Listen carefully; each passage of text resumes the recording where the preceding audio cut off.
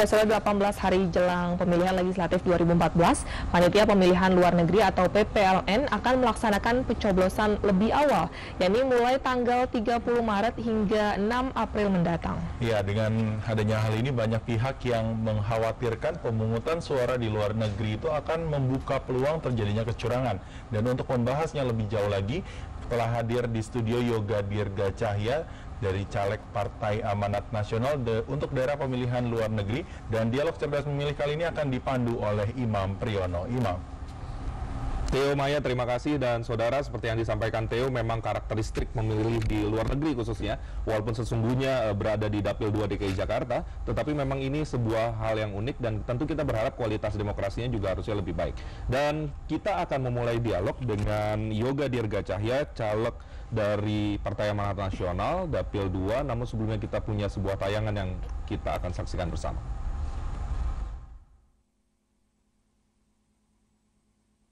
Panitia Pemilihan Luar Negeri PPLN akan segera menggelar pemungutan suara mulai tanggal 30 Maret mendatang.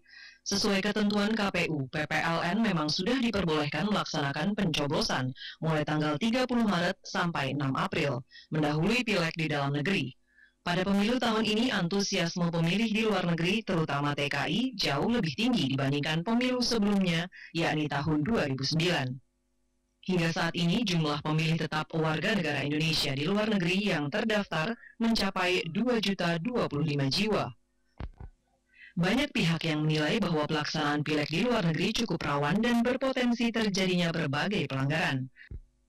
Potensi kerawanan itu antara lain surat suara yang dikirimkan melalui pos rawan disalahgunakan, sehingga benar-benar memerlukan sistem pengawasan yang ketat. Sistem drop box yang digunakan juga menimbulkan potensi kecurangan.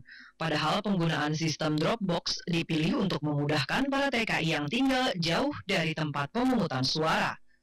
Namun sistem drop box ini dinilai rawan bila pengawas pemilu lemah. Demikian juga keberadaan dubes non-karir yang berafiliasi dengan partai politik tertentu bisa saja menjadi titik lemah dari pelaksanaan pencoblosan di luar negeri. Selain diperlukan pola pengawasan yang lebih ketat, pelaksanaan pencoblosan di luar negeri juga diharapkan personil pengawasnya juga harus tegas dan profesional, sehingga potensi kecurangan dapat diminimalisir.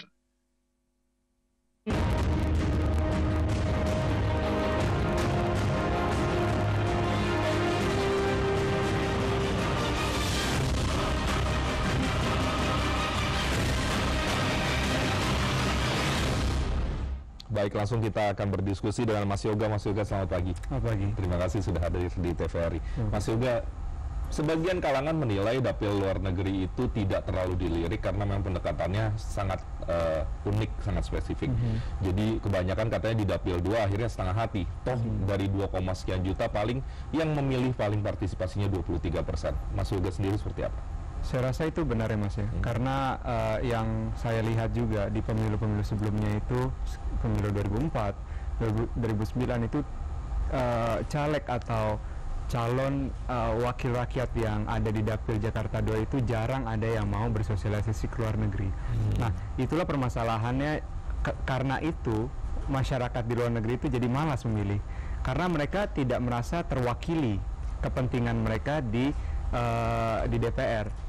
Nah, jadi apa yang harusnya dilakukan oleh caleg-caleg itu adalah setiap calon ini harus bisa menggali aspirasi masyarakat kita yang ada di luar negeri juga, karena aspirasi masyarakat Indonesia di luar negeri itu sangat-sangat berbeda dengan masyarakat Indonesia di Jakarta 2, Jakarta Selatan.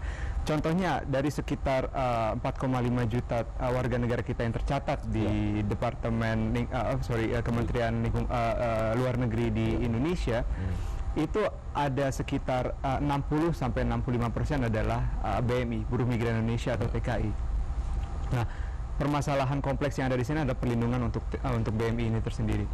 Kemudian yang kedua juga ada masalah diaspora kita, ada mengenai ide dui kewarganegaraan. Yang kedua juga bagaimana pemberdayaan diaspora kita yang di luar negeri yang ada di seluruh dunia, karena potensi ekonomi dan potensi sosial dari masyarakat diaspora kita di luar negeri itu sangat-sangat luar biasa.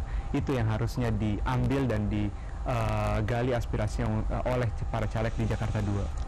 DKI Jakarta 2 kan karakteristiknya unik, apalagi tadi saya juga dengar Mas Yoga akan fokus untuk menggarap potensi suara yang ada di luar negeri. Kan tidak mudah, Mas. Kalau di Jakarta sendiri mungkin lebih mudah, sebar pamflet, datang ke rumahnya juga mengetuk pintunya lebih mudah.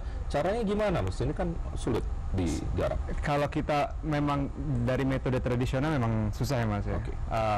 Kita nggak bisa menyebarkan flyer dengan leluasa di luar negeri. Kita juga nggak bisa pakai baju partai memobilisasi orang ke semua tempat di luar negeri, karena itu adalah negara orang dan mereka juga punya aturannya tersendiri.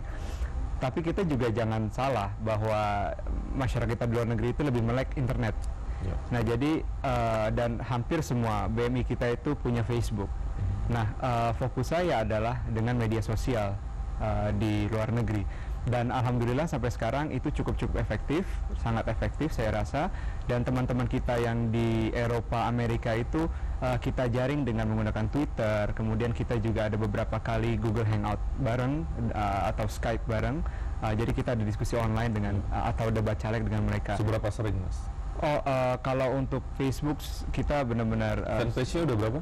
Ada sekitar 18.000.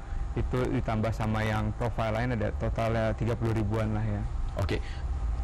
Bicara mengenai warga negara kita di Indonesia, sebagian besar kita yang misalnya ke luar negeri pasti suasana kebangsaannya luar biasa. Kadang-kadang dalam tanda kutip bisa melampaui yang ada di Indonesia. Apakah ini juga menjadi modal Mas Yoga untuk mendekati mereka sehingga memang politik transaksional tidak perlu hadir di sini? Iya. Sebagian besar masyarakat kita di luar negeri itu menginginkan perubahan sebenarnya. Nah, kenapa juga salah satu alasan saya memilih dapil luar negeri ini atau dapil Jakarta 2, karena saya melihat bahwa kecenderungan masyarakat Indonesia di luar negeri ini lebih reseptif terhadap politik bersih, kampanye bersih. Jadi saat saya pergi ke Hong Kong, ke Malaysia atau ke Singapura itu, mereka tidak mengharapkan uang.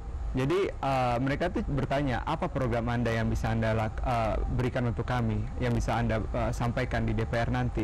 Setelah saya jabarkan program kerja saya, kemudian saya yakinkan mereka tuh malah menjadi pendukung militan gitu. Bahkan mereka yang jadi agen-agen kampanye saya di luar negeri dengan mulut ke mulut, mereka tuh malah lebih efektif cara berkampanyenya. Sebenarnya saya ingin sekali mendalami cara Mas Yoga untuk menyikapi masalah-masalah TGI, tapi waktunya terbatas. Saya ingin tadi di tayangan kita sampaikan bahwa di luar negeri potensi kecurangan juga ada. Tadi menggunakan Dropbox juga salah. Menggunakan pos juga takutnya juga mereka mencoblosnya juga kadang-kadang antusiasmenya sedikit. Bagaimana Mas Yoga menyikapi hal ini? Kabarnya juga ada kecurangan dicoblos beramai-ramai karena misalnya perkebunan misalnya. Permasalahannya itu tiap negara beda ya Mas ya.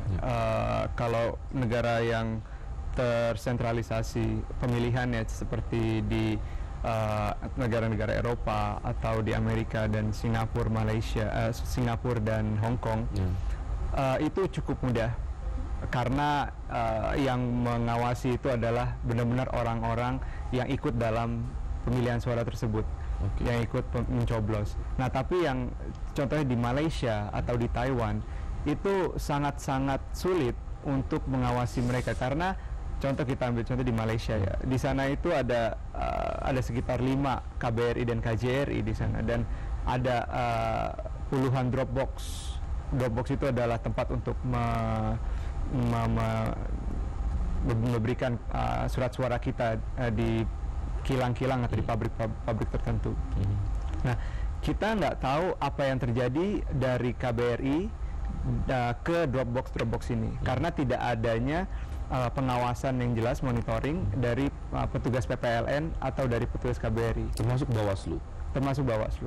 Yang bisa kita pantau itu adalah saat dari dari Dropbox sudah dicoblos, dibawa ke KBRI atau KJRI untuk dihitung. Itu yang bisa kita lihat. Tapi dalam perjalanan nobody knows what's happened, apa yang terjadi. Apalagi yang ada di perkebunan-perkebunan. Kalau misalnya kita ambil contoh di Sabah gitu ya, yang satu perusahaan itu ada ribuan hektar yang mempekerjakan sekitar yang ribuan warga negara kita juga, dan mereka itu udah punya surat suara. Tapi bagaimana cara mereka memilih? Ya dikasih aja satu tumpuk surat-surat ke mandornya, ya siapa yang bayar mandornya lebih banyak, itu yang dicoblos. Oke, masih ada waktunya kurang dari 2 menit. Oke. Di akhir ini mungkin apa yang membedakan Mas dengan calon-calon yang lain? Karena yang muda juga ada beberapa di Dapil 2. Kalau saya pribadi, memang saya adalah warga negara Indonesia di luar negeri yang mau maju ke panggung politik ini karena memang saya merasakan adanya kurangnya perhatian pemerintah kita dan caleg-caleg kita terhadap masyarakat Indonesia di luar negeri. Jadi saya sebagai diaspora Indonesia ingin membawa aspirasi teman-teman kita di luar negeri untuk mereka supaya bisa mendapatkan perhatian yang lebih layak dan aspirasi mereka bisa dibawa ke DPR. Makanya saya juga mau nanti memperjuangkan adanya dapil luar negeri, daerah pemilihan luar negeri yang benar-benar terpisah dari Jakarta 2. Karena saya rasa satu anggota DPR itu kurang untuk membawa aspirasi sekitar 4,5 juta warga negara kita di luar negeri. Baik, Yoga Dirga Cahya dari Partai Amanat Nasional. Terima kasih atas kehadiran pagi hari ini.